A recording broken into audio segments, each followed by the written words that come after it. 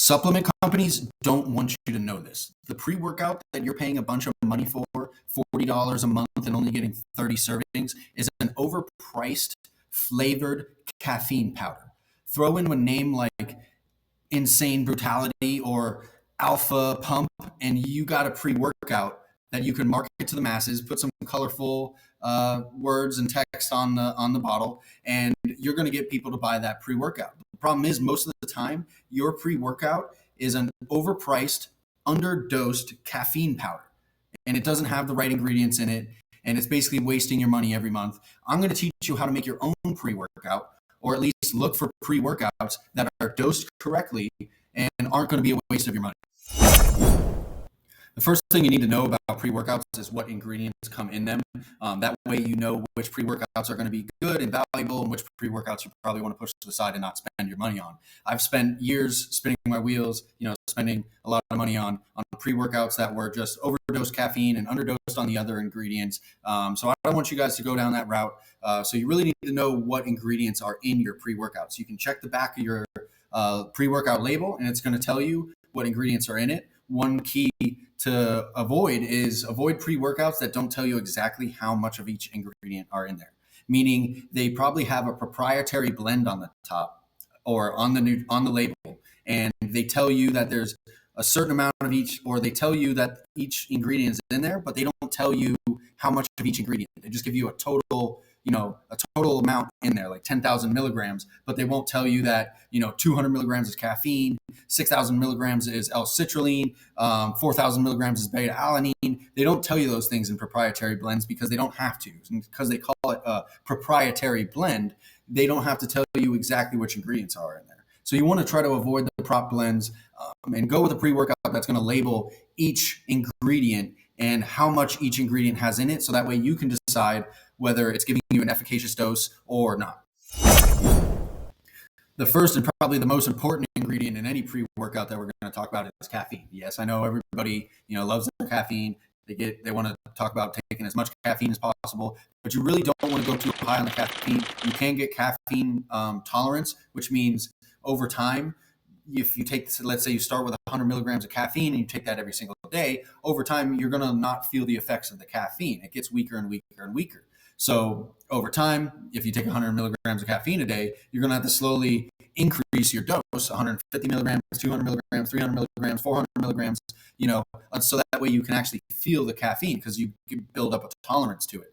So you don't want to go too high on your caffeine because it's going to mess with your circadian rhythm. You're not going to be able to sleep at night. And we all know, according to my other videos, that sleep is one of the most important things for growing muscle. You break down the muscle in the gym, you fuel the muscle while eating, and you recover your muscle, you grow your muscle while you're sleeping. So you can't miss out on sleep. If you're chronically overdosing your caffeine, you could be messing with your circadian rhythm. You could be having a hard time falling asleep. And even if you're not having a hard time falling asleep, your sleep quality might be reduced because you're taking in too much caffeine every day. So if your pre-workout has 200, 300, 400 milligrams of caffeine per scoop, then you're going to be putting yourself in a dangerous situation where you might not be able to get the right rest that you need, not get the right recovery that you need to build muscle over time. So you got to be really careful of how high these caffeines are dosed. Adding to what I was saying earlier, where most pre-workouts have overdosed caffeine, is that most of them put 200 to 300 milligrams of caffeine per scoop. Now, that's fine. 200, 300 milligrams of caffeine for a single dose is all right. It's not too high. They say that over 400, 500 milligrams a day is probably too much caffeine. So if you're doing 200 to 300 milligrams of caffeine in a scoop of pre-workout, as long as it's not too close to your bedtime, you should be fine. And it's wise to decide not to drink caffeine within 12 hours of your bedtime because it can mess with your circadian rhythm. Like I'm saying, you don't want to mess up your sleep for your muscle recovery. But the problem with the caffeine being more than 200 milligrams, 300 milligrams, is a lot of the times they underdose the other ingredients, meaning L-Citrulline, Beta-Alanine, Betaine Anhydrous, sometimes creatine. You can take that on the side, doesn't have to be in a pre-workout. But a lot of the times they don't include enough of each ingredient. Let's say L-Citrulline let's use this as an example. L-Citrulline is the pump complex that's in the majority of pre-workouts. It's a nitric oxide booster. So basically when you drink L-citrulline. It causes you to pump more blood through your veins, vasodilation, and it allows you to get more blood to the muscles. It's what gives you that nice pump at the gym, that nice big look, and makes your muscles swell up and your veins pop out a little bit. That's what people use L-citrulline for, and it's a great ingredient to get a great pump. The problem is most companies will underdose the L-citrulline to where it's not even an efficacious dose to get you a good pump in the gym.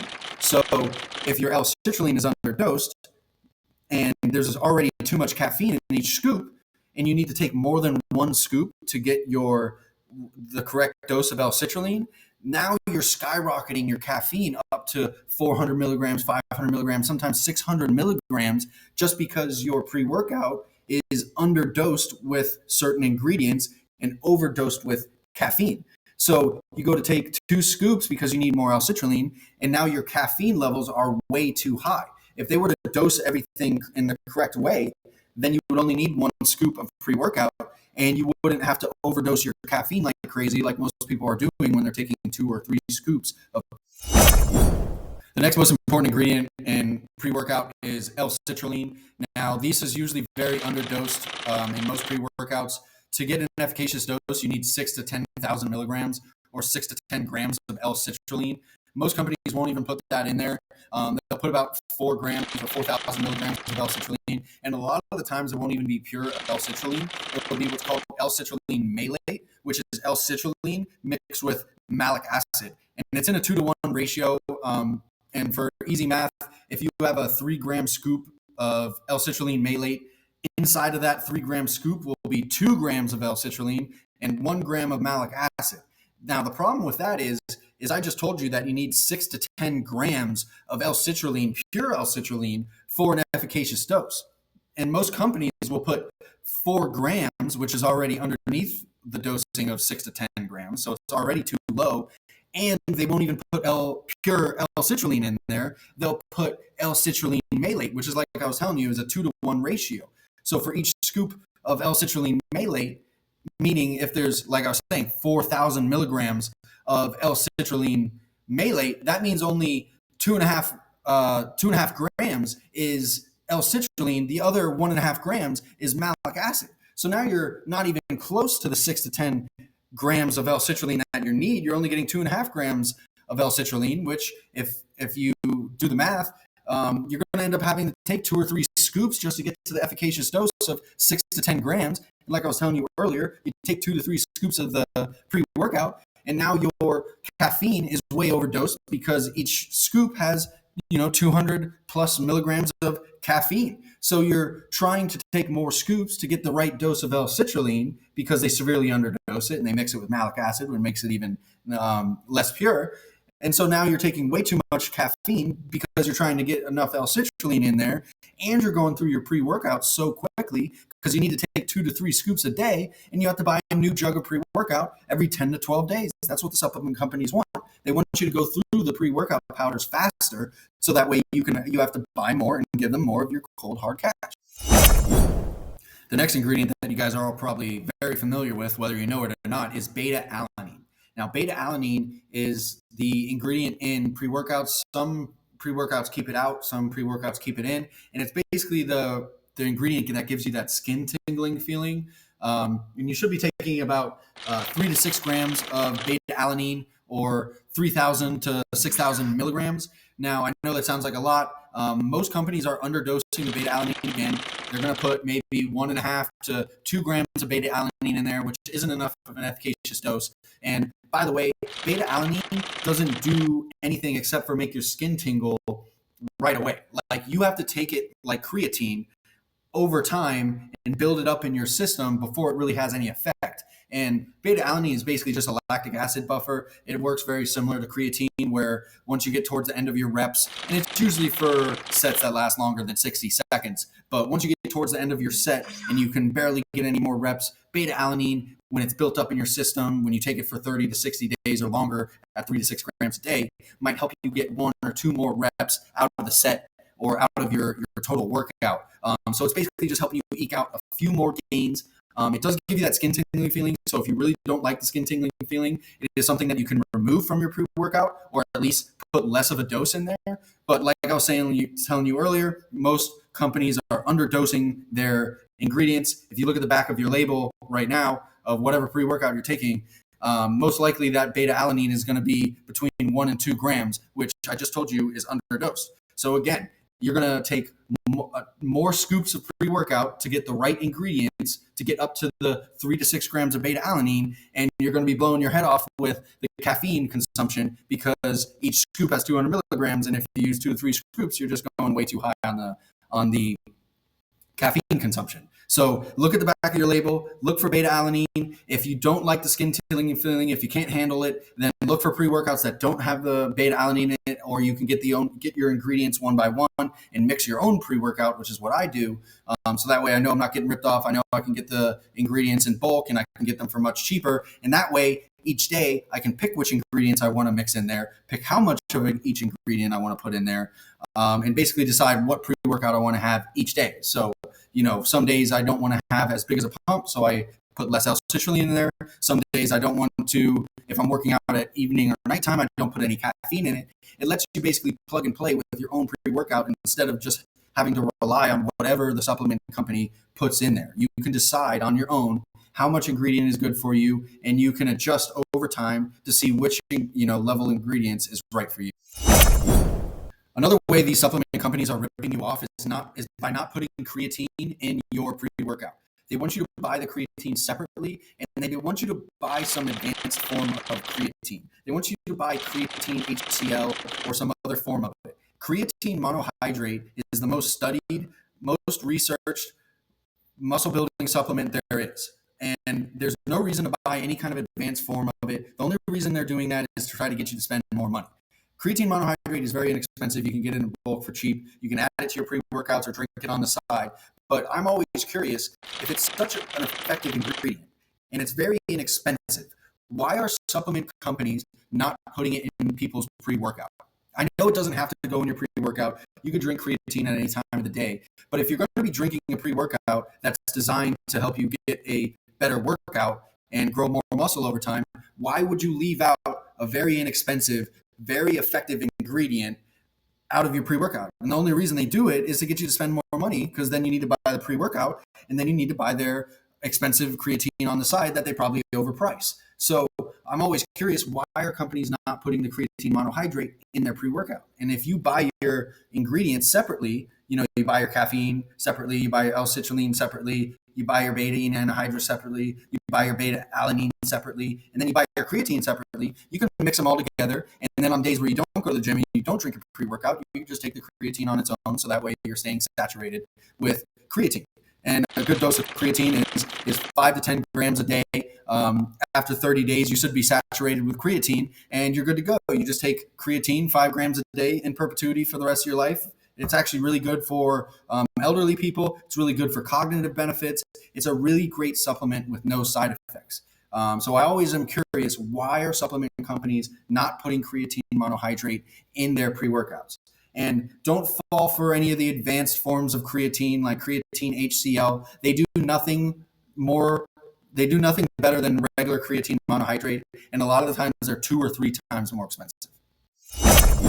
Betaine anhydrous is another ingredient that you may consider putting into your pre-workout. A lot of pre-workouts have them, a lot of them don't. And it's best to take 2 to 3 grams of betaine anhydrous or 2,000 to 3,000 milligrams of betaine anhydrous. It's also called TMG if you're looking to buy it in bulk. But it helps increase lean mass production and can actually help with fat loss and fat oxidation. And it's getting a lot more research lately. It's getting a lot more steam in the community where betaine anhydrous can actually really help you increase lean mass and lower fat levels. Now, it's not some direct one-to-one correlation, but we have more research now that's showing that betaine anhydrous can actually help with fat loss and increase with lean mass production. So it's something that I would definitely add into my pre-workouts if you have the cash.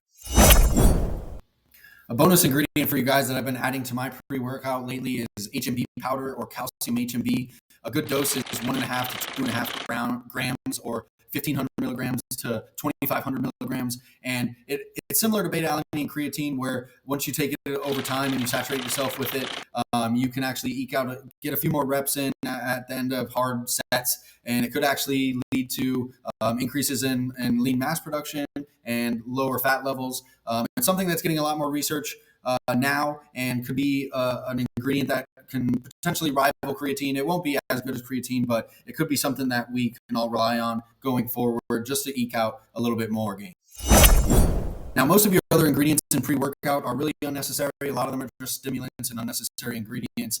L-Tyrosine is what you find as a stimulant in a lot of pre-workouts, and it really just increases focus and alertness, but you really have the caffeine for that. So you got the caffeine for focus and energy. You got L-Citrulline for a good pump for nitric oxide production. You got Betaine Anhydrous to help with lean mass production and to increase fat loss. You have beta-alanine for the skin tingling feeling and to help you get a few more reps at the end of your set, just like your creatine. Creatine will help you hold on to more intracellular muscle water, which will make your muscles appear bigger and help you get more reps at the end of your set, or at the end, towards the end of your workout when you're tired. Those are the main things to focus on. All the other ingredients, are going to be expensive. They're not going to be used well researched. They're not going to be as effective. So you might as well focus on caffeine, beta-alanine, creatine, betaine anhydrous, and L-citrulline. A lot of the other stuff isn't really needed, and you're going to get the lion's share of the dose from those ingredients that I just listed. If you guys like this video and want to see more videos like it, please hit the subscribe button. If you could also drop a like, that helps out the channel a ton. If you have any questions or want to see any videos, go ahead and drop it in a comment below. Check out the videos on the rest of the videos on my channel. I also have a link in the description and on my channel that has access to free programs and basically a free muscle building guide. So go ahead and check that out. But if you could, tell friends about the channel, click on the other videos, and until next time, this is Brandon at Wilson. Strength is the only thing that matters in this world. Everything else is just a delusion for the weak. There's only one certainty in life. A strong man stands above and conquers all.